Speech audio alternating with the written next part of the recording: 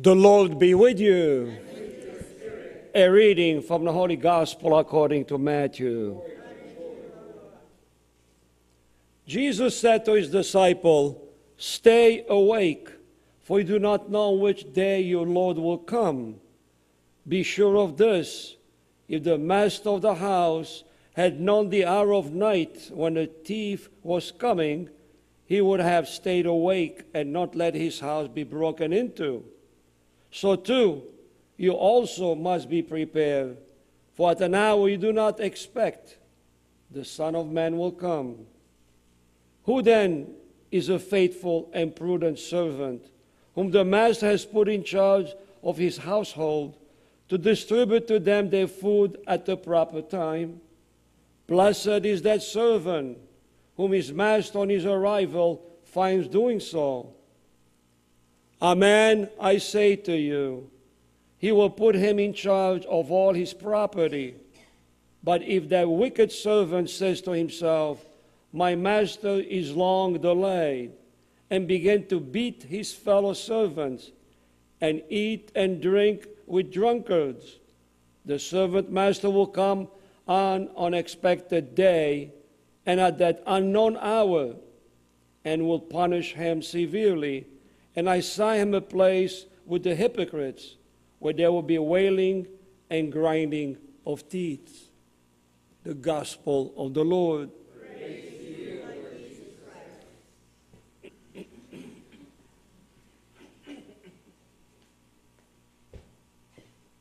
Good morning. Well, today for my surprise, there's a cockroach coming to Mass. You saw it. So even the animals are telling us what to do, huh? You see, to come to the presence of God.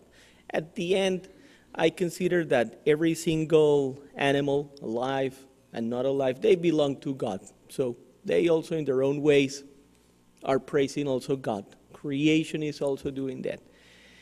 Today I consider that the readings that we just heard, they are telling a specific way of life. A specific way of life. And it is the way of life of preparing yourself to what is coming. And also to enjoy the ride. Like my dad says many times, enjoy the ride. The day you're suffering, enjoy. You are with the joys, enjoy again. So it is to get ready and get prepared. So the first reading with St. Paul, it's telling the spiritual gifts. He's telling, by my preaching, by me telling you about the Lord, you are getting ready to enjoy for the coming of the Lord. With what? You are getting ready with the spiritual gifts, the gifts of patience, of love, of forgiveness, so many things that the world in many ways lacks. Because in the world, the mercy of the humans, it is not the same mercy of God. But we are able to go to that level of allowing God to do that. The Lord says clearly, it is impossible for you, not for me. But also he's telling, be perfect like the Heavenly Father is perfect. So I consider also, if Jesus is telling that, do you think he's lying? He's telling you that just to make you think, what a top level. We're never going to make it? No. That way that the Lord is presenting, be perfect like the Heavenly Father is perfect, it has also a secret. And it is, he is the one that makes perfect. It is not you like, how am I going to handle my life? What do I need to decide? What am I going to get? What am I going to study? So finally I will have the level of the Heavenly Father. It is not for us. It is a work of God. The only thing that God needs, it is like when you need the sun to enter to your room. What do you need to do in order for the sun to enter your room? You go, you open the windows, right? And then move. Move from there. If you stay in the window, the sun is entering into the room, it's falling on you. You just move to the side and the sun will take over, right?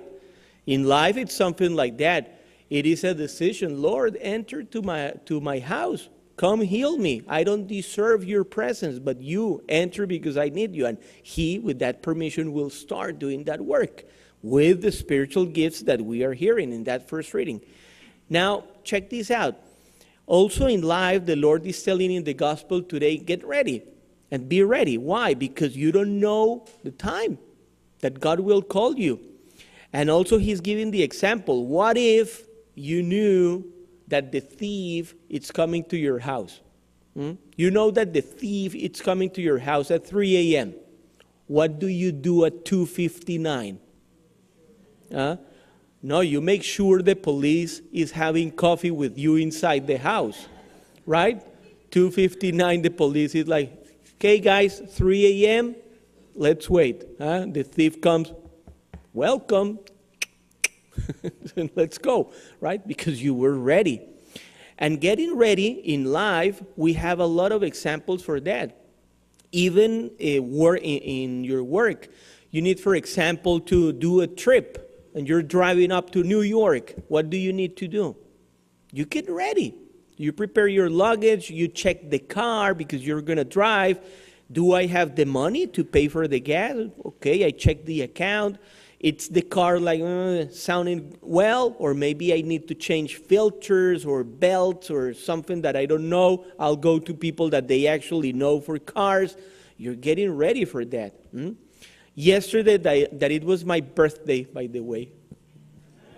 Thank you. I also need to get ready for birthday. Why? Because maybe you don't believe me, but I'm very shy. Yeah, I'm very shy. I don't like to be celebrated. I don't know why. So I need to get ready because people, it's going to do it. And it makes me think like, why don't you go talk to God for me? About me, instead of telling, oh, Father, you're so great, I love you. That's my fight, guys, okay? I hope that will not stop you from giving me gift cards and all that stuff, right? But I need to get ready because I know that. For example, I don't like long conversations over the phone. That drains the energy out of me. That's me. I need to get ready because the phone call of my mom on that day, it's going to be long, right? And mom enjoys that. So I get prepared, I know. So I put my glass of water next to the phone. Hi, mom. And mom will do all the process. I'm getting ready to that. You see, my examples, they are bad, I know. But it is something to step up to the next level. If that is for little things like that, maybe we need to consider that gospel of the Lord. The Son of Man will come. When is he coming? Are we going to see it from here? Maybe one day we walk out and the clouds will move. Only the Heavenly Father knows, and he will come. But for us, the Son of Man coming to us, it is manifested by the call of him to us. So we meet finally, like St. Francis of Assisi tells, the sister death. And that is the best of blessings. Heading back to home, to our home, heading back to him. How am I heading back? What is the trust and all the fights and the little changes that I did? Is God going to measure me by being totally perfect, or also by the desire and the little things that I did in life to get ready to him? Is God a judge of toughness? Or if I prepare myself, I will enjoy his mercy. As he was telling me, be merciful in life and you will receive the famous mercy of the Lord, you see. So get ready, my family. And I will finish homily with this. Life, it's fantastic. I don't think that people should call it like, ooh, what a nightmare, when it's going to end. Some people, they have life a little bit more tough, yes. But when you know where are you going, life changes totally. Because you know that they don't have the last word. Nothing has the last word down here. It is only God. I compare that to the kids heading to Disney. The trip could be a nightmare, right? But the kids are happy because they know where they're going, right? They're heading to the dreamland that they like when they're little, right? So they don't remember the heat, the miles, nothing. They only remember the princesses and things like that. And if that is for a little kid for a park, Think of heaven, my family.